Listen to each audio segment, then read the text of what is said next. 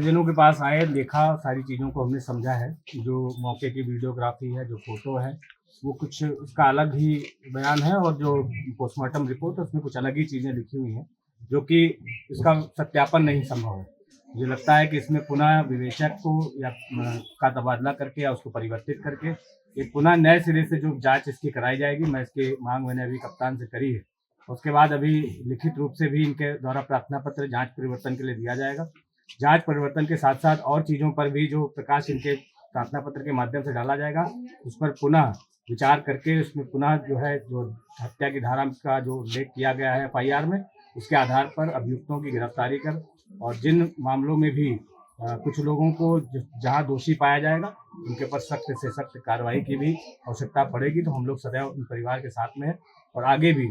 आज तो मौके पर यहाँ आकर के हम लोगों ने इनको आश्वासन दिया है कार्रवाई का, लेकिन अगर टेलीफोन के माध्यम से, अन्य किसी माध्यम से भी हम लोग इनकी सहायता करते रहेंगे। जहाँ भी इनको आवश्यकता होगी, इनके साथ खड़े रहेंगे।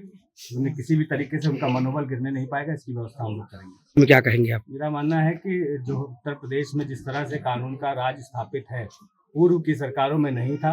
लेकिन जो घटनाएं कहीं न कहीं व्यक्तिगत रंजिशों से चल रही हैं, क्योंकि पूर्व की जो भी हम घटनाएं उनमें प्रकाश डालें, तो चाहे कोई भी सरकार रही हो, उसमें हत्या को व्यापार बना लिया था।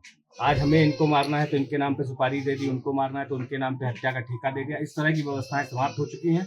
हत्या व्यापार नहीं है, अपहरण अब व्यापार नहीं है। व्यक्तिगत रंजिशों से बहुत सी घटनाएं होती हैं और ये किसी एक ही समाज के साथ नहीं होती हैं। इसको सामाजिक रूप से देखा जाए तो ये कहीं न कहीं सभी के साथ संभव है, हो जाती हैं, होती रहती हैं। इन सब चीज़ों पर हम लोग अंकुश लगाने के लिए लगातार प्रयास कर रहे हैं, हमारी सरकार भी प्रयास कर रही है।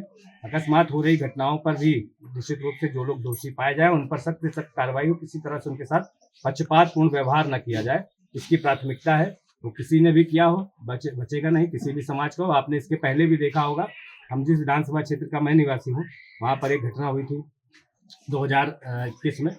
बिकरू गाँव था, वहाँ पर 10 पुलिसकर्मियों की हत्या हुई थी। विकास दुबे के नाम के अपराधी का पुलिस ने एनकाउंटर किया, तो साथ ही साथ उसके साथियों का भी किया था। तो ये आरोप लगाना कि किसी भी तरह से सरकार के माध्यम से पक्षपातपूर्ण कार्रवाई की जा रही है, ऐसा कतई संभव नहीं है। वो थे जिस कारण से आप कह रहे हैं, उन पर भी कार्रवाई हुई थी, आपको याद होगा। मुझे लगता है कि इसमें किसी भी तरह सरकार ने कोई पक्षपात नहीं किया था। सबसे पहली घटना उत्तर प्रदेश के अंदर किसी अपराधी का अगर घर बुलडोजर से ध्वस्त किया गया था, तो उन्हीं का किया गया था जिन्होंने 10 पुलिस वालों की हत्या करी थी।